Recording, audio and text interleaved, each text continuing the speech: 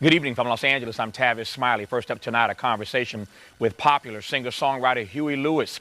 His band, Huey Lewis and the News, has sold more than 20 million albums around the world. He's out with a new project now paying tribute to the soulful sounds of Stax Records. The new disc is the band's first in nearly a decade.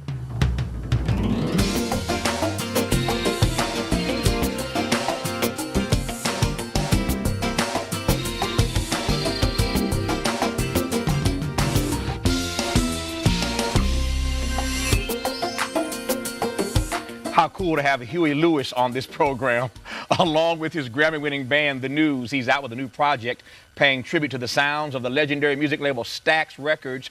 The new CD is called Soulsville. From the disc, here is some of the recording session for the title track, Soulsville.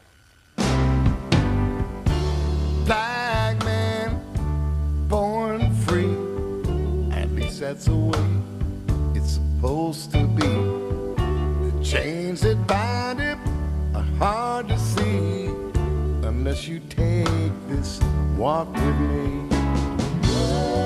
Place where he lives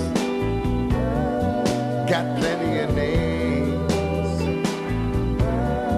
Slums, ghetto, and black belt, they are one and the same, and they call it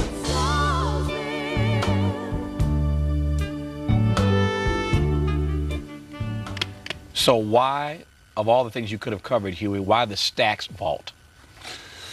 Well, good question. I mean, I suppose why not? Yeah. But it was originally our manager's idea, Bob Brown, and we thought, good idea.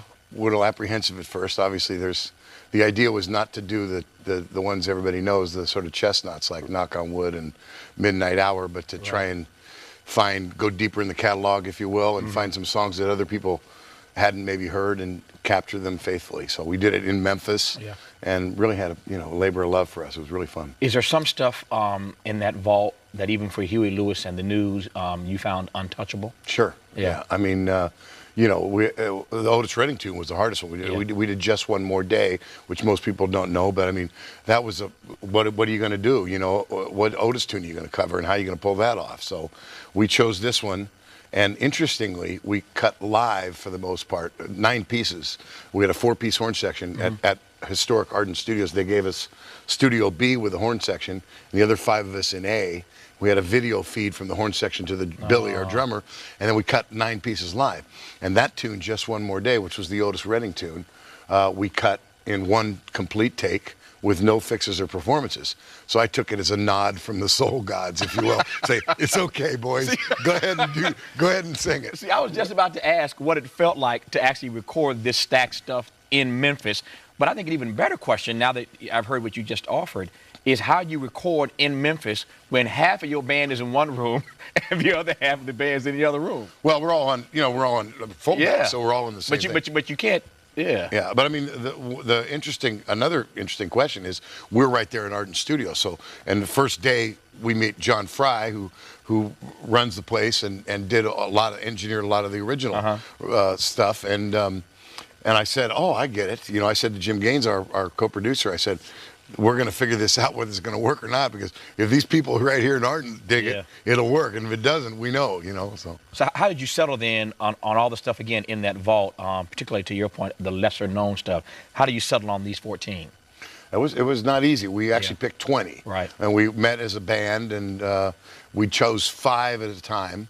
2-day rehearsals. We pre-produced everything in California, and we did 2-day rehearsals for all batches of 5. So in 8 days we had 20 tunes, and then we went down there to Ardent and literally just captured the performances. Yeah. What is it about the sound that Stax brought us that's worth going back to cover all these years later?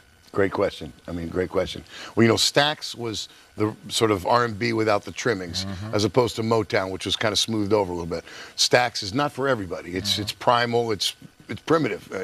It's raw.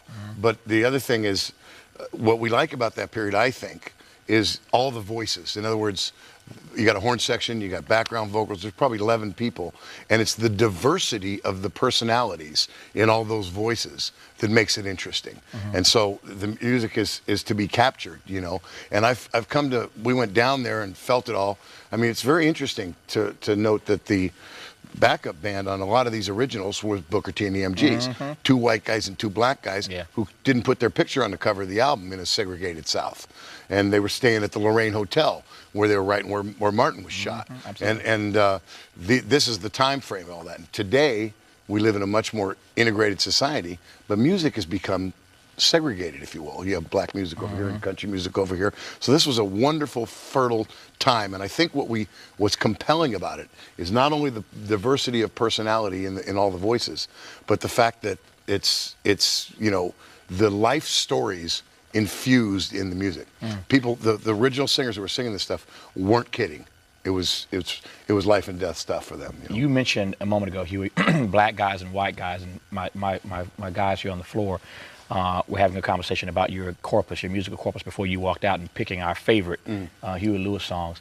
And if I were asked, I have not been, but if I were asked to put together my list of the hippest, most soulful white guys who ever walked the planet, Huey Lewis is on my list. I mean, you're on there with Elton John, you're on there with James Taylor, you're on there with Kenny Loggins, you're on there. So now I've started a whole conversation here. There's a long list of them that I can't get to in this short conversation. But for you, where does all this soul come from, man? Well, I grew up in San Francisco, but my favorite radio station was KDIA. Oh yeah, which was that answers it. Yeah, it was sister station to WDIA. Yeah, exactly. And I just lived on a steady diet of KDIA. So, and I didn't even realize it, that nobody else knew who Rance Allen was. You know, I thought he was the greatest singer I ever heard in my life. I still do. Rance is pretty cold, yeah. Yeah, and most folks still don't know who Rance Allen is. Yeah, but this is the stuff we kind of grew up with. So we were oddly enough, and it's the thread that binds my band together too, because we all like this kind of stuff, and we're all suburban white kids from San Francisco. Yeah. And you were never intimidated by the music? Yeah. At every stage, right. We were very careful. It's a great idea, right? And it doesn't hurt to work these songs up. The only danger is when you release them, right? So we did it step by step, and as we began to go through the process, it felt so natural for us. It was unbelievable. And then now we're there in Memphis, and John Fry and Larry Nix, who's the mastering lab brother from Don Nix from the Bar-Kays, and all these people are loving it, and it just was a very natural thing. Yeah.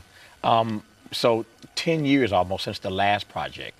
So what have you been doing in this 10-year period? Other than touring, I guess. A lot of touring. A lot of touring. Yeah. Enough touring. Yeah. We're not spring chickens anymore, so we don't work as hard as we used to. Right.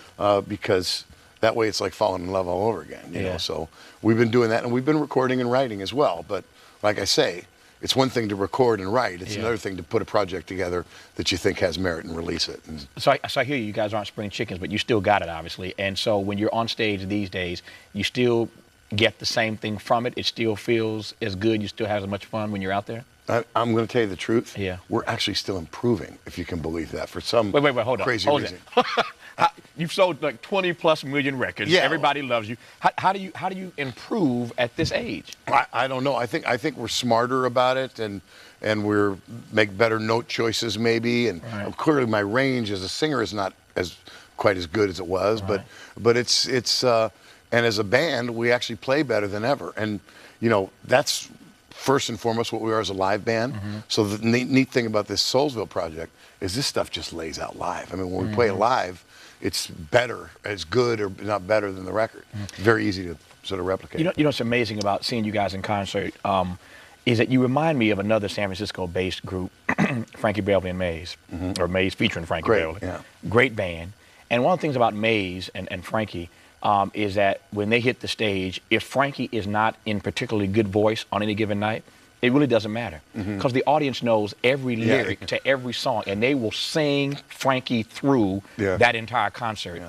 Your voice is in great shape, but it's the same thing with you guys. Yeah. Your fans know. I mean, you guys sing good music, but it's sing-along music. Right. So what's it feel like when you're on stage, you're looking out at the audience, and you can turn the mic to them, and they can roll with every lyric on your stuff? Well, it's the best feeling in the world. I mean, we call musicians say they want to get in the pocket. You want to get in the pocket, but when you there's a place where when you're playing music that's not to machines or samples, or you're playing with each other, and you try to get in on the same page as we're in the pocket, and there's a point there where you're in the pocket, and you look at each other and you go, wow, and the song begins to play and sing itself in a way, and you just ride that wave, and the crowd helps you with that and the whole thing, and it's the most exhilarating feeling in the world. It doesn't happen every night, and here and there, but when it happens, it's just like, it's fantastic. It's one thing to be in the floor of your house or in the kitchen, wherever you are in your bedroom, listening to black music on the radio.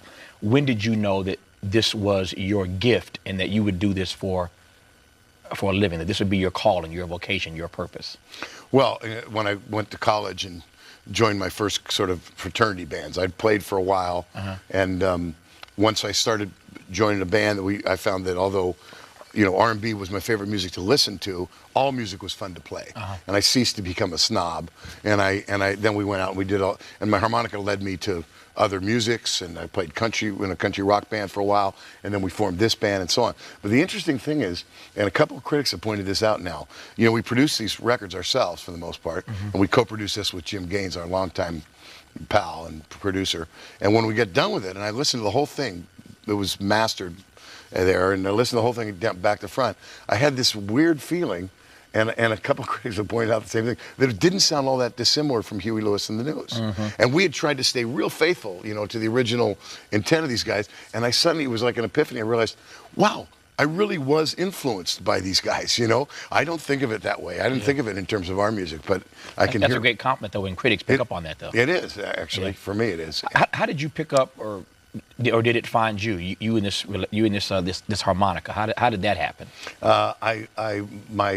My parents were divorced when I was about 11 or 12, and my mother rented out a room to a boarder whose name was Billy Roberts, and he wrote "Hey Joe," and he had a bunch of harmonicas with he played guitar and the harmonica thing, and he gave me a bunch of harps, and I started playing them a little bit, and then I graduated from high school in a year young. I was 16 years old, and my father sat me down and had this sort of man-to-man chat about how I was, as far as he was concerned, I was grown.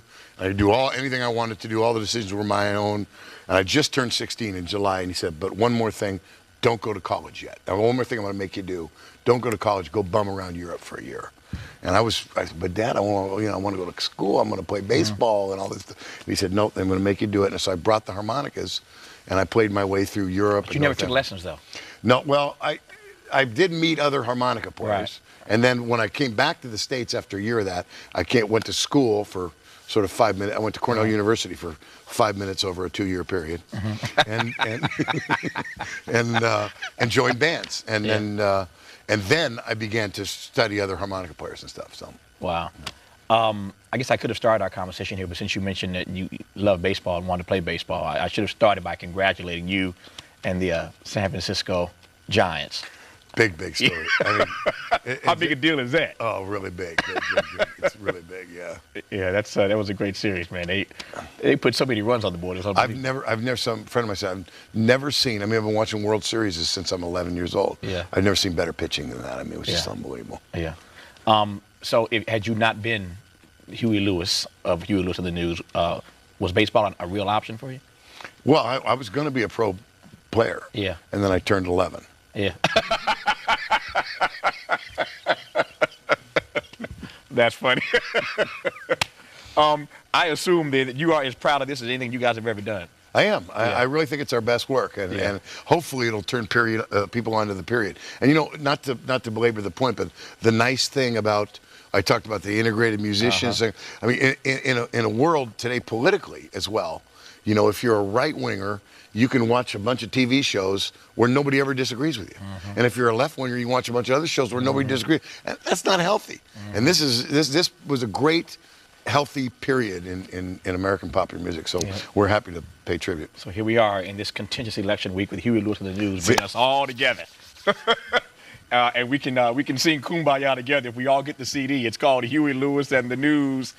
They have gone into the Stax vault. There ain't a vault no better in the world to break into. And they have come out with 14 beautiful tracks. A lot of stuff you might not know, but I'm sure when you hear Huey and the guys hit it, you'll fall in love with it. Huey Lewis, an honor to have you on the program. Thank you, sir. Oh, it's my delight. Thank you.